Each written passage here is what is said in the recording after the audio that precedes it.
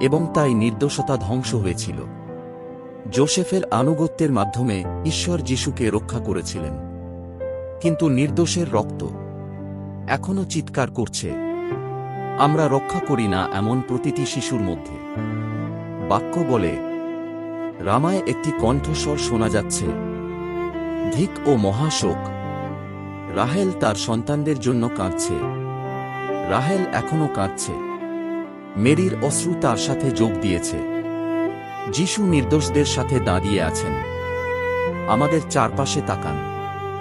Herod চলে যাননি।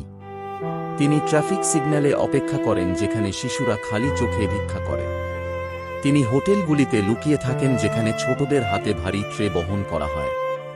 তিনি ভাঙা বাড়িতে প্রবেশ করেন। সেখানে তিনি রাগ এবং নীরবতার ফাঁদে শিশুদের আটকে রাখেন। তিনি ঋণ, যুদ্ধ, দারিদ্র্য এবং পর্নোগ্রাফিতে সমৃদ্ধ হন যা গোপনে নির্দোষতা চুরি করে। তিনি গর্ভপাতের বিরুদ্ধে কথা বলেন যা লক্ষ লক্ষ মানুষের চিৎকারে আগে নীরব করে দেওয়া হয়। আমরা কি পাশ দিয়ে যাচ্ছি, নাকি আমরা ছোট ছোট কণ্ঠস্বর শুনতে পাচ্ছি? আমাদের নিজস্ব দেশের একটি সত্য ঘটনা।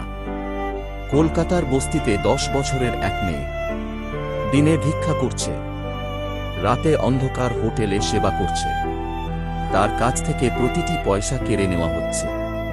যখন সে কাজ করতে অস্বীকৃতি জানায় তখন তাকে শৃঙ্খলিত করা হচ্ছে। এটাই হেরোদের আত্মা, ক্ষমতা ও সুবিধার জন্য দুর্বলদের পিষে ফেলা। রাহেলের কান্না, আমরা কি তার মতো কণ্ঠস্বরে এটি শুনতে পাব? বাণী আমাদের একটি চিত্র দেয়। সন্তানরা প্রভুর কাছ থেকে একটি উপহার। কল্পনা করুন, একজন মা মুরগি বিপদের সময় তার বাচ্চাদের ডানার নিচে জড়ো করছে।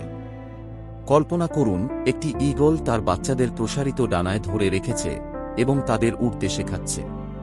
এমনকি প্রাণীরাও তাদের বাচ্চাদের রক্ষা করে। আমাদের পিতার প্রতিমূর্তিতে আমাদের কতটা তৈরি করা উচিত?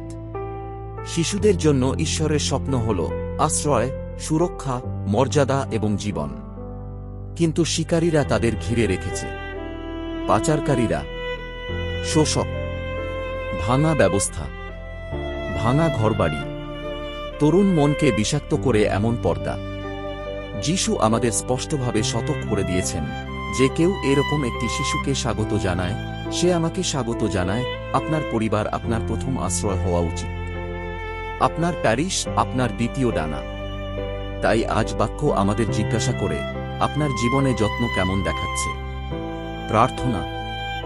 আজ রাতে আমাদের পিতা যেন ভিক্ষারত শিশুর মুখ ধারণ